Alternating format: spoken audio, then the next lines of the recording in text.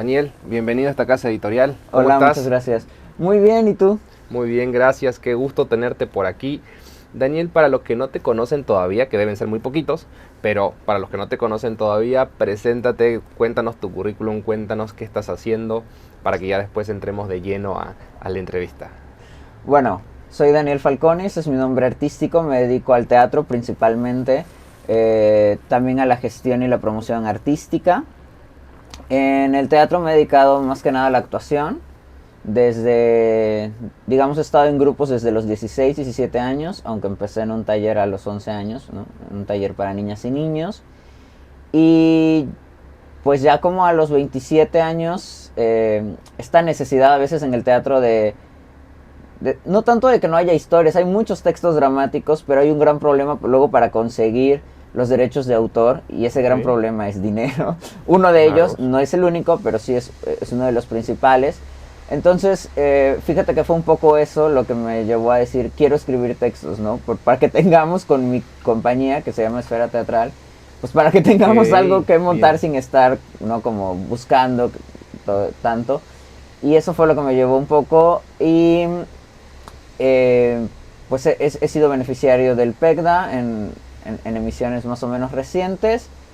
Y no sé, eso es más o menos mi currículum. Ese es tu currículum más o menos, ok, perfecto. ¿Nacido en Tuxtla? Sí, Tuxtla. Ok, entonces 100% chiapaneco. Sí. Bien, ¿qué tan fácil y qué tan difícil es hacer teatro en el estado?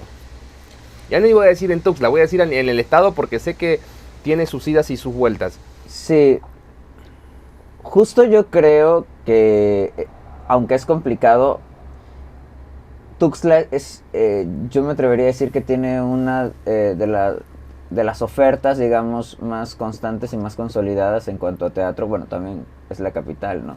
Se mueven muchas cosas más aquí. Por ejemplo, en San Cristóbal, que dicen que es la capital cultural, yo no sé si sí o si no.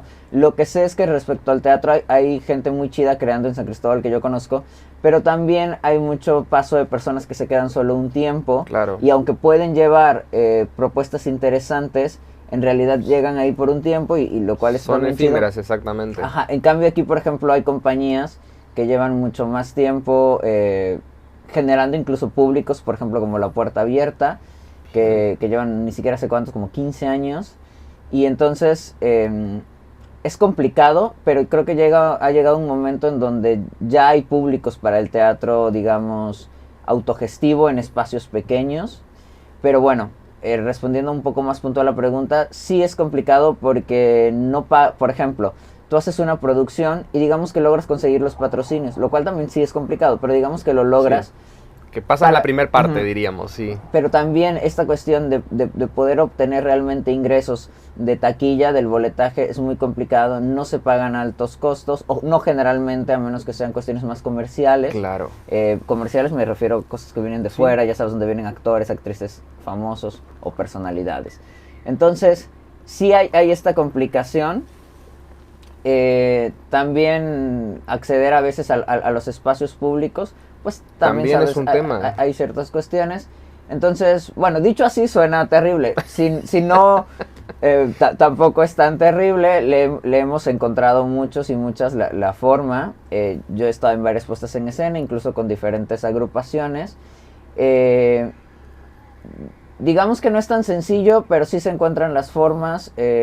Y muchas veces se encuentran las formas también dentro del acompañamiento de otras personas que te ayudan, otras personas del gremio teatral o de el ámbito artístico-cultural. Y justo el que haya, antes por ejemplo, que no había tantos espacios autogestivos, digo, fuera, digamos, de lo público, ahora que está Telar Teatro, La Puerta Abierta, por ejemplo, aquí, La Nube Roja, que no sé si ahorita está en operaciones. Entonces, eso también crea le resta cierta dificultad, y también el hecho de que sean espacios más pequeños, el hecho a veces, pues lo voy a decir así, no necesitas una gran producción para llenar esos espacios, claro, ¿no? Puedes hacer obras un poco más sencillas en el sentido, digamos... Sí, como adaptarlas también para el proceso, ¿no? Porque digo, también, cuanto más grande es el espacio, la puesta en escena es más grande, la inversión es más grande, entonces digo, como que se juntan muchas cosas. Vino Sí. el tema de pandemia, fue bastante complicado seguramente, Sí. porque definitivamente no había público para nada. Entonces, en esta época, en estos años, diríamos, de pandemia, ¿cómo crees que fue evolucionando o cómo cambió la parte del teatro? Bueno, mucha gente se volcó a estas cuestiones del tecnovivio, ¿no? Ujú. Y creo que les fue muy bien. Yo fui eh, consumidor. Ujú. Eh, yo sí fui un poquito reacio. Yo no hice una propuesta como tal virtual, de teatro virtual, pero vi que a mucha gente le fue bien. Sí, en esto sí debo decir, creo que sí hubo apoyos de las instituciones públicas para Ok. crear desde la virtualidad y Ok. generar ingresos porque obviamente iba a ser muy difícil para los artistas Sí. escénicos generar ingresos cuando no podían estar abiertos los teatros. Y la verdad es que en eso sí vi apoyo de las instituciones. No sé si fue suficiente o no, eso yo no lo podría saber, Claro. pero sí lo hubo de las instituciones federales y gubernamentales. Entonces sí hubo una serie de oferta de creaciones nuevas para la virtualidad y también de creaciones que ya existían, que se adaptaron a hacer funciones Bien. para ser transmitidas. Y eso fue muy interesante. Yo vi teatro que no hubiera podido ver. Porque no viajo constantemente a ver teatro, digo, de Ok. vez en cuando, pero no generalmente. Y entonces eso también para mí fue muy interesante. Yo solo participé en una puesta en escena, que fue como una pastorela por Zoom, se llamaba la Zoom Torela. Fue lo único que yo me atreví, digamos, a hacer en la virtualidad, pero hubo gente que sí estuvo como mucho más activa. Creo que hubo gente que aprovechó algunas oportunidades y otros que tal vez no supimos cómo. Un poco eso. O un poco el proceso, ok. ¿Qué crees que nos hace falta? ¿Por dónde empezar y por dónde empezar a sembrar esa curiosidad de ir al teatro, de ir a un salón cultural, de ir a una exposición de arte, de ir... Porque digo, nos falta mucho. Ay, es que si te respondiera esa pregunta, pues ya sería yo el director de la Secretaría de Cultura. No, pues es muy difícil. em, yo creo que nos falta conectar. Ok, Porque mucha gente dice, es que la gente no entiende que el arte es importante. Pero es que entenderlo puedes decir, ay, sí, es importante. Yo he platicado con personas, digamos, que entienden la importancia, pero tampoco es que sean consumidores o consumidoras de algún tipo de producto artístico cultural. Yo creo que pasa que desde la infancia, no tenemos esa cercanía. Entonces yo diría que una de las opciones es justo acercar diferentes disciplinas y productos artístico-culturales a las niñas y niños, y que la educación artística que hay en la educación básica, por ejemplo, de repente he leído los planes y a veces quieren que los niños, por ejemplo, que aparte se supone que llevan varias disciplinas, llevan teatro, llevan danza, llevan artes visuales, de repente quiere que al final de tal bimestre o de todos los bimestres hagan algún producto. Yo creo que lo interesante sería que en la educación artística, en la educación básica, lo que los incentivara fuera a conectar. Es decir, para que algunas sí serán creadores o creadoras y otras serán espectadores y espectadoras. Sí. Y ahí creo que podríamos crear esta conexión, esta sensibilidad de, ok, el arte me sirve para conectar, para expresar o para ver las expresiones de que es otras. es un muy buen punto, justamente, porque si no es prácticamente una carrera contra el tiempo. Sí. Digo, lo sé por experiencia de de que están programando, diríamos, sus bailes o sus Sí. actuaciones y demás, y que en definitiva tú dices, es que no lo quieren hacer además. Además, Entonces son 20 niños de los cuales 4 realmente les interesa y los otros 16 que están en otro tema que se podría también explotar es otro tema, porque puede ser música, puede ser teatro, Sí. como decías, ¿no? Puede ser pintura, puede ser lectura, puede ser millones de cosas. El tema es como justamente creo que la palabra correcta es esa, es conectar. Yo creo que también a la sociedad le falta conectar un poquito eso, que no necesariamente sea un actor que viene desde afuera, Claro. o que viene desde México, o que Sí. viene del extranjero a dar una obra de teatro, sino que justamente el motor que sea, porque digo, nadie puede decir que las obras de teatro que se exponen aquí en la ciudad sean caras. no, yo creo que en general no. No, en relación a lo que podés comprar Ajá. una malteada o lo que puedes ir al cine, estamos Aunque también prácticamente... habría que decirlo, pues sabemos que Tuxtla o Chiapas, pues también estamos considerados, hay grandes cantidades de población que no tienen ese poder adquisitivo. Y Sí, también, claro. por ejemplo, de repente llevar al teatro, por ejemplo, más o menos en algunos espacios autogestivos cobran 100 pesos, pero llegan a cobrar 70 en algunas obras. Pero, por ejemplo, para una familia, no Sí. sé, ya De 4 personas, ¿sí? 280 o 200, sí, 280 serían con 4 personas, ok, 280 más, pues tú sabes, si sacas un Sí, niño un ya va a pedir que refresco, esto, unas el palomitas otro, o algo el así. taxi o la combi, sí puedes llegar a gastarte, no sé, unos 400 pesos en ese fin de semana que tú decidiste ir al teatro. Y bueno, y el salario mínimo está Claro. en 210 pesos, creo, por día. Entonces también hay una cuestión ahí. Y ahí es donde se Ujú. puede llegar a conectar, creo. Porque Ujú. digo, lo que dices es muy puntual y es muy, diríamos, es muy lógico del día a día. Ujú. Pero ahí es donde creo que podemos conectar con la parte que decíamos fuera de cámara, de cómo interactuar con el Claro. gobierno, ¿no? De cómo el Ujú. gobierno puede ayudar. El gobierno puede ayudar de esta manera. Exacto. No regalando, No. sino gestionando una dinámica, porque para el que Ujú. canta, para el que escribe, para el que lee, a los que nos están mirando, no hay mejor sensación que el que está enfrente. Ah, por supuesto. No hay mejor gratificación que si el auditorio está al 20%, al 50% o al 90%, salir y escuchar 5 aplausos. Sí. Es estar del otro lado. Digo, emociona. Sí. Entonces, esa posibilidad para todos aquellos que están haciendo, diríamos, monumental obras, porque, diríamos, me refiero a monumental obras en el sentido de todo lo que dejan en el día a día Ujú. para hacer sus actividades. Claro. Digo, no creo que del día a la mañana tú hayas dicho, voy a ser dramaturgo y a partir de ahora voy a escribir. No, pero llevó su tiempo. Sí. Entrando de lleno en ese tiempo, ¿vas por el segundo o por el tercer libro? A ver, texto. Es que Texto de obra, exactamente. Justamente, sí, yo escribo textos dramáticos. Entonces, es mi tercer texto. Este es el primero que va a ser libro. Porque justo, Ok. como gané el premio independiente de la joven dramaturgia, parte del premio es la publicación del texto. Y bueno, Stop. a ver. Felicidades. Gracias. Primero, felicidades porque Muchas hace poquito gracias. que pasó. Vamos de nuevo. A ver, a nivel nacional te dieron Sí. un reconocimiento. Sí. Perfecto. Sí, es un reconocimiento a nivel nacional, es una iniciativa independiente, autogestiva, de Teatro Sin Paredes, que es una compañía de teatro, pero a la vez una editorial también, que empieza en 2007, si no mal recuerdo, la editorial. El premio empieza en 2012, o sea, es el décimo es en el que me dan a mí este reconocimiento. Y es el premio independiente de la joven dramaturgia, y bueno, ese es el reconocimiento que me dieron hace un par de semanas. Muchas felicidades. Muchas gracias. Muchos éxitos y que sigan adelante. Entonces, este va a ser el primero de los 3 que va a ser publicado además. Sí, los otros 2 fueron directos a puesta en escena. A puesta en escena. Sí, que pues eso es interesante de la dramaturgia, ¿no?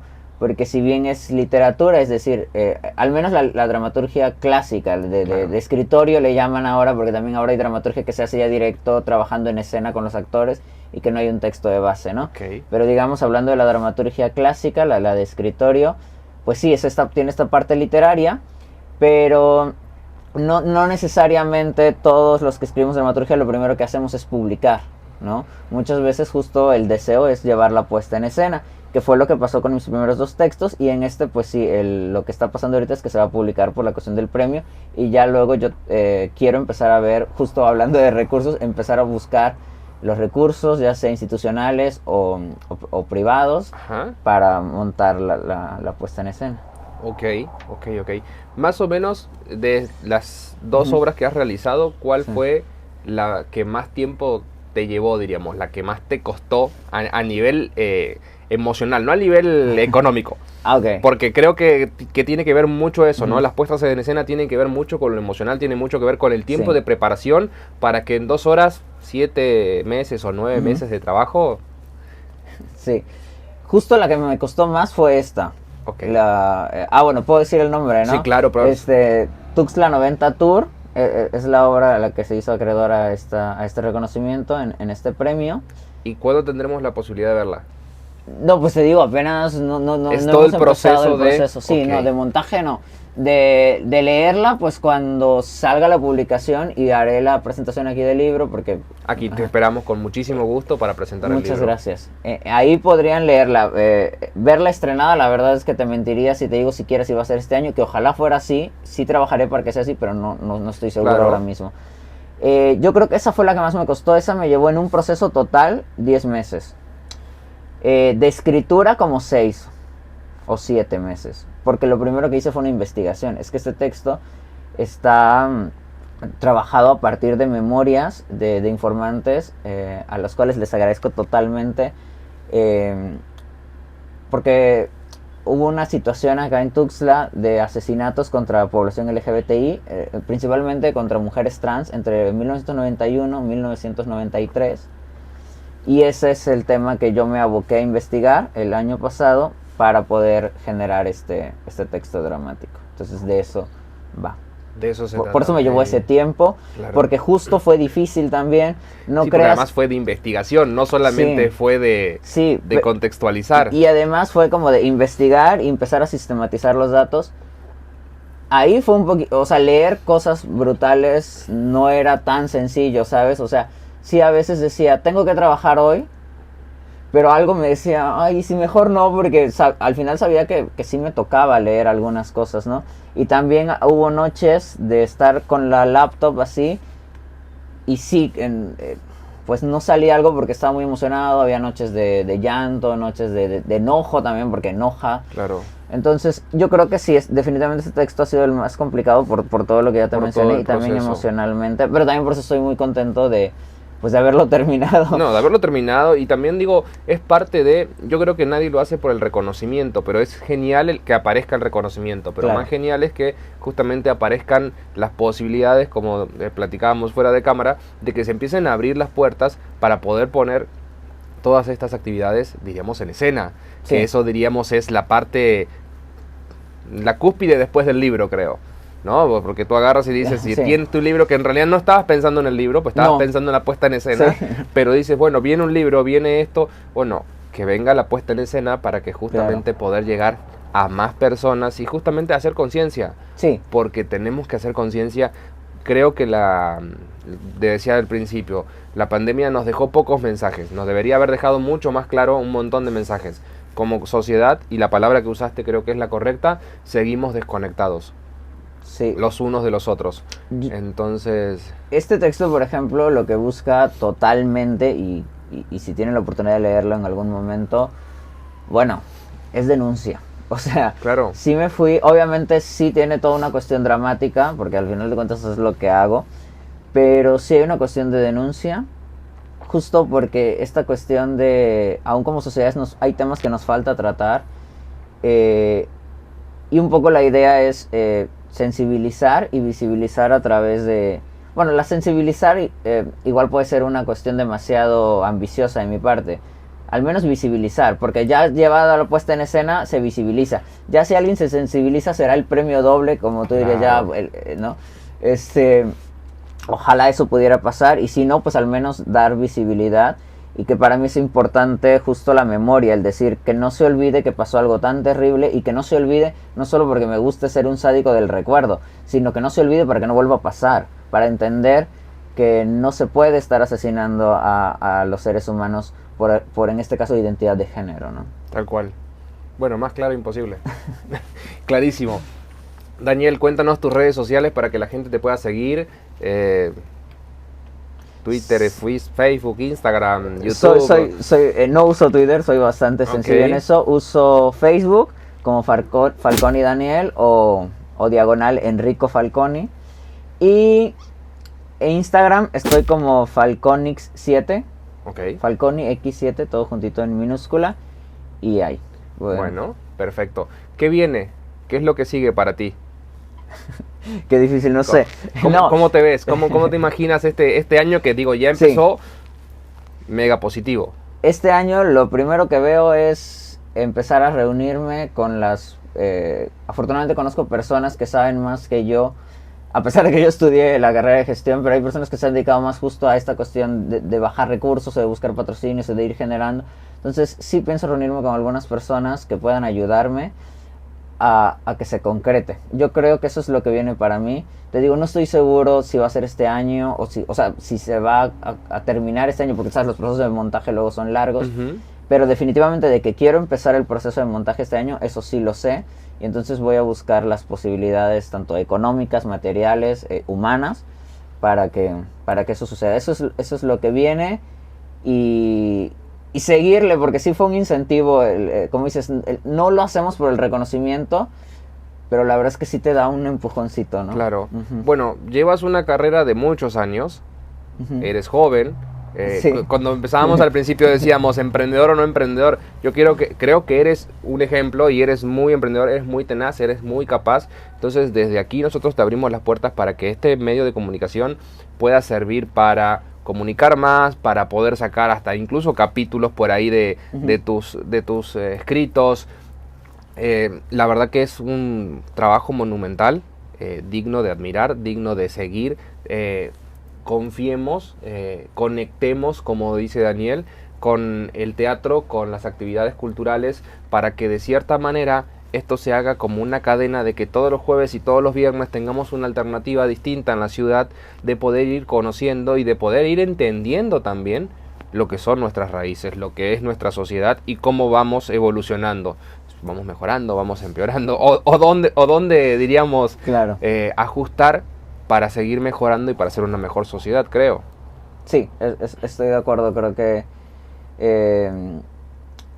es muy importante, y justo yo creo que algo, ya esta que se volvió la palabra de la entrevista, la conexión, creo que justo, tú decías, es que muchas cosas no nos quedaron claras o no aprendimos tal vez lo que pudimos haber aprendido en la pandemia, tal vez no, pero creo que muchas, no todas, pero muchas personas sí entendimos la importancia de ahora sí que de la conexión, desconexión, ¿no? Tal cual. Creo que eso puede ser importante y justo, bueno, eso no lo voy a quemar, pero también creo que es un tema que todavía podemos seguir tratando. Con unos amigos queremos justo hablar de esto, de pandemia, conexión, desconexión, pero bueno, eso es otra cosa, es un proyecto por ahí que está. Perfecto. ¿Qué decirles a los que no se animan a hacer teatro? ¿Qué decirles a los que no se animan a hacer cultura? ¿Qué decirles a los que no se animan a decir, ¿sabes qué? Vamos a romper paradigmas. Bueno, a los que no se animan pero que quieren, porque habrá gente que nunca se va a animar porque pues, nunca... Exactamente. Yo creo que si creemos que tenemos algo que expresar, hay que aventarnos, pero sí es importante, eso sí yo lo tengo que decir, también acercarnos a algún tipo de taller, ¿no?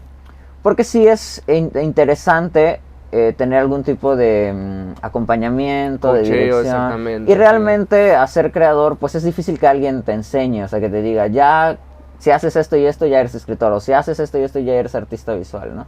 Eso es una cuestión de práctica y de trabajo, pero aún así sí está interesante tener a alguien que te pueda ir dando ese acompañamiento en muchos sentidos de técnica, también de discursos. Y yo creo que el atrevernos es importante, sobre todo para las personas disidentes sexuales. Lo comentaba el otro día con una amiga, creo que todavía falta porque muchas personas disidentes sexuales, por ejemplo las mujeres transexuales, al menos en Tuxtla, sean más visibles en la cuestión artístico-cultural. Es muy poco y queda, por ejemplo, hay una tradición aquí, digamos, de transformismo y de show transformista, pero ha quedado ahí, en la cuestión, digamos, y que no tiene nada de malo, me encanta ir, los bares, la fiesta, pero también creo que como sociedad falta que los derechos culturales de todas las personas realmente estén asegurados, y te digo, creo que hay poblaciones de personas LGBTI que todavía están relegadas de sus derechos culturales, y creo que eso también es transgresor, eso también a veces hay muchas activistas y muchos activistas LGBT, pero creo que también a veces la cuestión de la expresión artístico-cultural puede ser una forma también de acercarnos, de visibilizar, de conectar con las sociedades. Daniel, yo te agradezco muchísimo tu tiempo, eres una persona de verdad digna de admirar, de emular y de justamente, creo que debes estar en el medio justamente para ir acompañando a todas estas nuevas generaciones que se están incorporando al área de la cultura, al área del teatro, al área de escribir, lo fácil, lo difícil, lo complicado y demás, y como dices, ¿no? Ese coacheo constante para poder ir rompiendo esos paradigmas y para ir generando dinámicas diferentes dentro de la misma sociedad. Elegimos vivir aquí, estamos aquí, Entonces tenemos que generar en nuestro granito de arena para ir cambiando nuestro presente inmediato y nuestro futuro tal vez no muy lejano. Sí, definitivamente. Pues bueno, yo solo te agradezco porque si no voy a aventar otro discurso que creo que yo te agradezco muchísimo, creo que esta va a ser la primera de varias. Ojalá te que esperamos sí. cuando esté el libro listo para presentarlo, y como te lo Claro. dije y te lo digo aquí en cámara, me comprometo que si te interesa hagamos dinámicas para que justamente podamos llegar a más lectores, podamos llegar a más gente, a que conozcan tu obra, a que conozcan lo que están haciendo justamente las generaciones, escribiendo, generando, haciendo presentaciones y demás, y nosotros como medio de comunicación sumando un granito de arena para que puedan llegar a más personas y para que esos pequeños o grandes teatros estén llenos. Muchas gracias, me encanta y ojalá que sí podamos colaborar con ello. Es un gusto. Gracias.